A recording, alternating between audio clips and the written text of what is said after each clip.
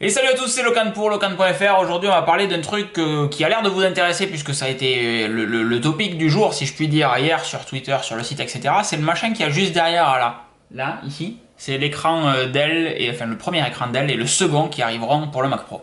Push the tempo, push the tempo, push the tempo, push the tempo, push the tempo, push the tempo, push the tempo, push the tempo.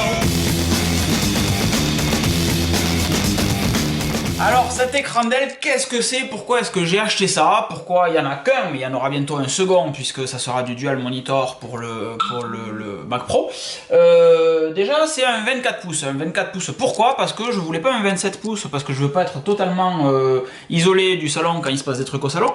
Et quoi d'autre? Et que je préfère avoir deux écrans, et que deux écrans en 27 pouces ça faisait quand même très grand. Donc je préfère en avoir deux en 24 plutôt qu'un en 27 ou deux en 27. Voilà pour la sélection de la taille. Pourquoi avoir pris un écran en 1920 par 1080, donc une résolution Full HD, non pas un écran 4K?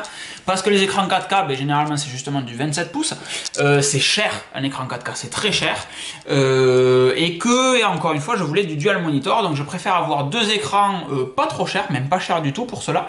Et dans quelques années, envisager l'achat d'écrans en 4K quand les prix auront baissé, que ça sera un petit peu démocratisé. Cet écran, c'est un Dell, donc 1920 par 1080p. Je crois qu'il y a un taux de réponse de 8 millisecondes. De vous à moi, j'en ai strictement rien à foutre.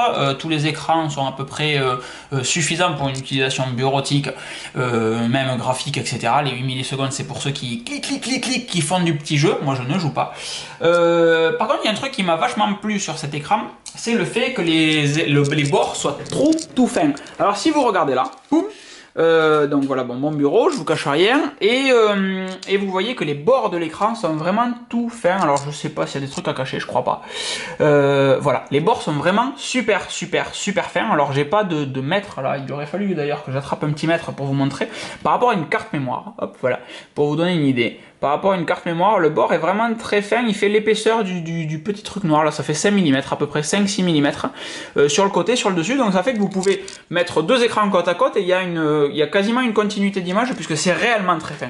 L'écran sur le côté, lui, est relativement plat, si on regarde comme ça, et je le trouve vraiment pas dégueu. Alors ça fait partie des trucs, donc il y a des autocollants qui vont dégager, mais bon ça on s'en fout, c'est du détail, et ça fait partie des petits trucs qui sont quand même intéressants quand on achète un écran, que ça soit pas trop dégueu, et celui-ci est bien. Alors la qualité de l'écran est aussi cool, donc c'est du 1920 par 1080, comme je vous disais, il n'y a pas de quoi faire, c'est pas une révolution technologique, hein, c'est un écran tout ce qu'il y a de plus normal, mais quand on est à une distance raisonnable, donc moi je suis ici quand je travaille à peu près, ça permet de bosser de la meilleure des manières. Alors c'est un écran en ratio 16/9, parce que c'est un petit peu dur de trouver des écrans au format 16:10, et que avec un bord fin je n'ai vu que du 16/9. Il vaut 250 € sur Amazon au moment où je l'ai ajouté à ma liste. Il valait 280, là aujourd'hui il est à 250, donc c'est peut-être la journée pour commander le second. Je voulais d'abord le tester, donc j'en ai commandé un. J'en commanderai un second sûrement ce soir, puisque comme je vous dis il est à 250 €, ce qui est de vous à moi que dalle. Donc pour le prix de ces deux écrans, j'ai une grande surface d'affichage pour pouvoir travailler tranquillement, et je suis quand même bien moins cher qu'un écran Apple par exemple.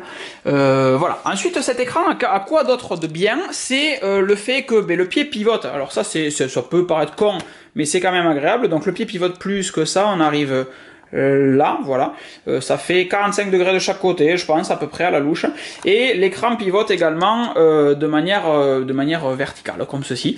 Donc si vous voulez, enfin voilà, j'ai pas envie de péter tout mon setup non plus pour vous montrer que ça marche, je vous dis que ça tourne, vous avez qu'à me croire.